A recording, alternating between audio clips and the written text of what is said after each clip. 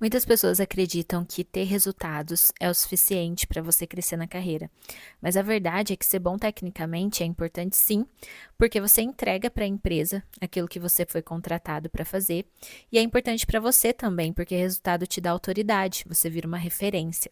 Porém, não é o único pilar de crescimento, né, para quando você quer uma promoção. É necessário você investir em outras habilidades também, investir em relações, porque você ser bom tecnicamente não significa que você está pronto para o próximo passo. Geralmente, o próximo passo ele engloba uma variedade de habilidades que, quando a gente está numa função e que a gente precisa executar apenas a parte técnica, a gente não pensa sobre ou a gente não faz.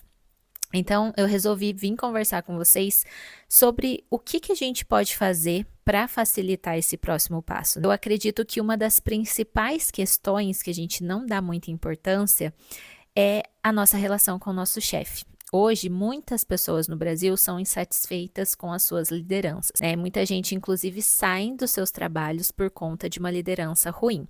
Mas imagina, se eu tento mudar eu mesmo, já é difícil. Quando eu tento mudar ou tenho expectativas sobre outra pessoa, é muito mais difícil. Então, nessas horas, a gente precisa ser estratégico para que a gente não coloque nossa carreira na mão de outras pessoas. A gente precisa ter um pensamento estratégico para que isso não interfira em algo que poderia ser benéfico para a gente.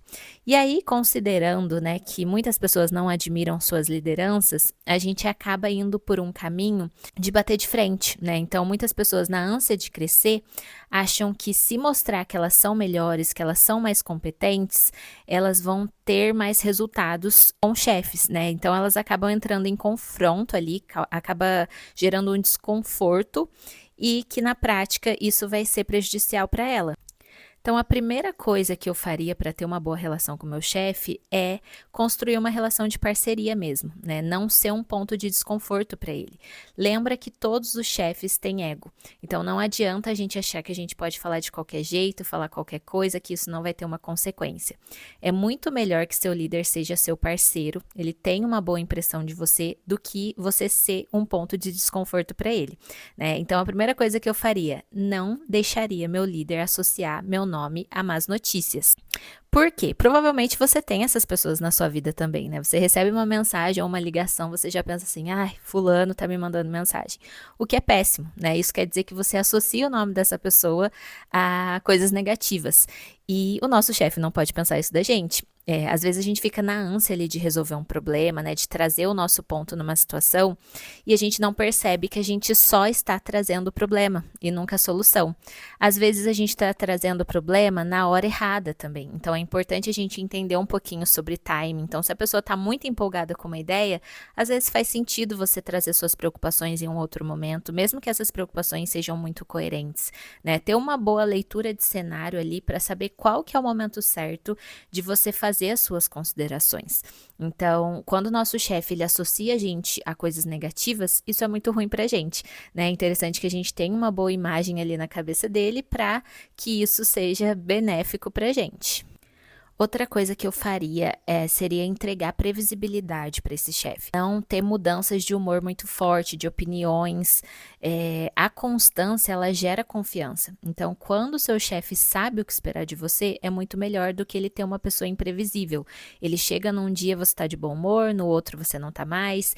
Ele fica inseguro de te passar um feedback, isso é péssimo, né? O feedback, ele é sempre a oportunidade. Quando um líder vai passar um feedback, ele vai passar pensando que você consegue trabalhar naquilo. A partir do momento que um líder para de passar feedback, é porque ele acredita que não vai existir melhor a partir daquilo. Você gera essa sensação no seu chefe de que ele não pode te passar um feedback ou que ele fica receoso de te passar feedback com medo de uma reação, é péssimo. Assim como o seu trabalho mesmo, né? A constância do seu trabalho. Se você é muito instável ali nas suas entregas, isso também gera uma desconfiança. Quanto mais consistente consegue ser, melhor, porque você entrega previsibilidade que ele precisa.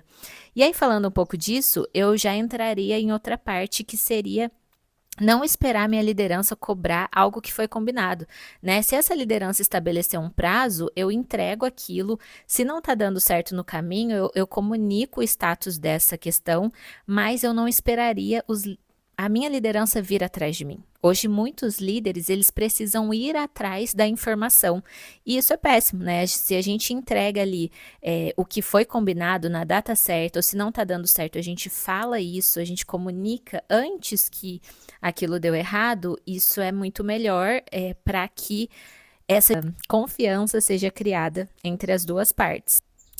Outra coisa que demonstra muita maturidade para sua liderança também é você não terceirizar a sua responsabilidade, né? Muitas pessoas têm muita dificuldade de assumir seus erros.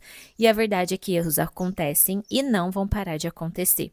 Mas tem pessoas que nunca assumem quando estão erradas. Elas sempre erram por conta de outra pessoa na cabeça dela. Então, quando você vai cobrar algo, a pessoa fala assim: ah, eu não fiz porque fulano não sei o quê. Eu não fiz porque eu não sabia. Então, quando você assume seu erro, não precisa de drama, né?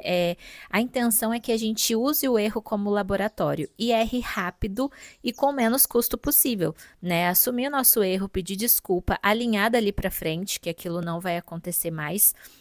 Mas existem pessoas que acabam terceirizando sempre o erro. E essa sensação de que você nunca erra é péssimo, né? Para qualquer pessoa da equipe, mas principalmente para o seu chefe.